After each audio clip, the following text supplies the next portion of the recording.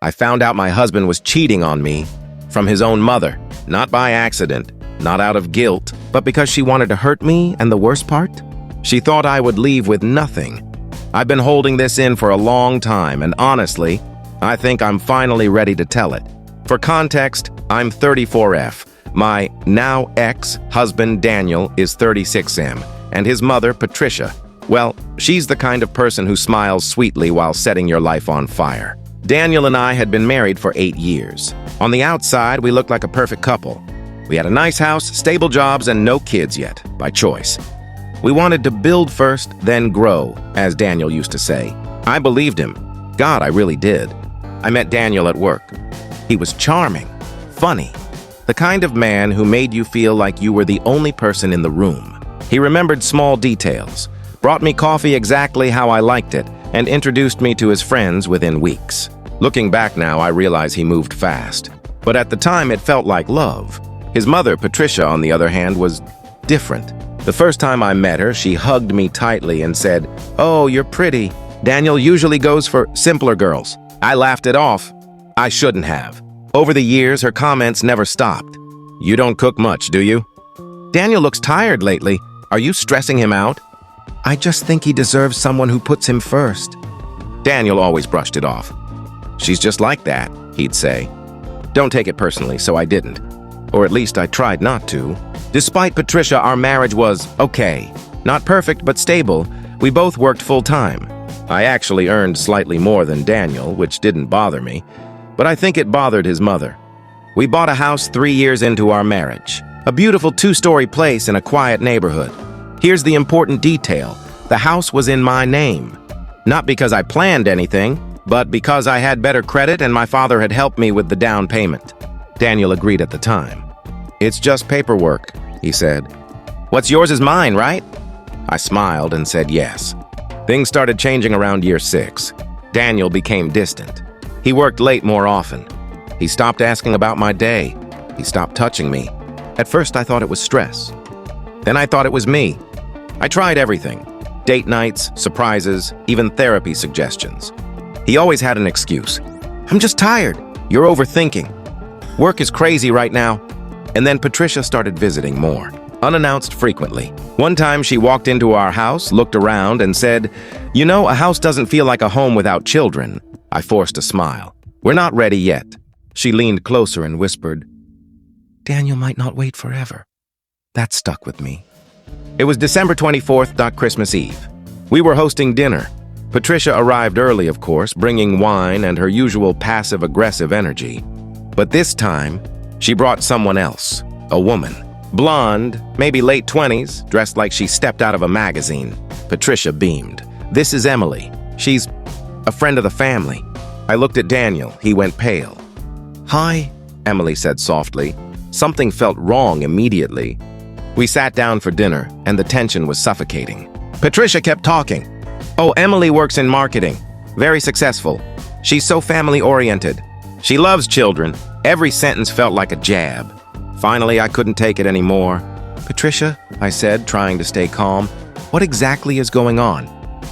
She smiled, that smile. The one I'll never forget. "Oh, I just thought it was time we were all honest." Silence. Then she turned to me and said, "Emily is the woman your husband has been seeing for the past 8 months." I wish I could say I screamed or cried, but I didn't. I just sat there and looked at Daniel. He couldn't even meet my eyes. "Is that true?" I asked quietly. He whispered, "I was going to tell you." Patricia laughed. "Oh, please, Daniel. You were never going to tell her." Emily looked uncomfortable. "I didn't know he was still living with you." "Stop," I said. Everything felt strangely calm. Like my brain had shut off the emotional part and switched into something colder. I stood up slowly. "Everyone," I said, "finish your dinner." Patricia frowned. "That's it? No drama?" I smiled. "Oh, there will be drama, just not tonight." That night, after everyone left, Daniel tried to talk. "It didn't mean anything," he said. "Classic. I was lonely. You've been distant too." I almost laughed. "You brought her into our house," I said. "With your mother." He didn't respond. "I want a divorce," I said. He looked shocked. "Wait, what? We can fix this." "No," I said calmly. "We can't." For the first time in years, I felt clear. Here's the thing. I had suspected something for months. I didn't have proof, but I felt it. So I started preparing quietly. I spoke to a lawyer. I reviewed our finances. And I made sure everything that mattered was secure. Remember the house? Still in my name? The savings account? Mostly mine. And Daniel, he had been careless. Spending money on gifts, trips, dinners for Emily. There was a paper trail, a very clear one. A week later, we sat in a lawyer's office. Daniel came in confident. Patricia was with him. Of course she was. She looked at me like she had already won. "You'll be fair, won't you?" she said sweetly. "Daniel deserves half." I looked at my lawyer, then back at her, and smiled. "My house is in my name," I said. Her smile faltered. "My savings were earned before and during the marriage, and I have full documentation." Daniel shifted in his seat. "And the money you spent on your affair?" I added, sliding a folder across the table. "That will be considered in the settlement." Patricia's face turned red. "This is ridiculous," she snapped. "He's your husband." "Not for long," I said calmly. The lawyer cleared his throat. "Given the circumstances, it's unlikely Mr. Daniel will receive what he expects." Silence, beautiful, satisfying silence. Daniel tried everything after that. Apologies, begging, even blaming his mother. "She pushed me into this," he said. I just looked at him. "You made your choices. Emily?" She left him. Apparently, she didn't sign up to be the other woman. Patricia called me once.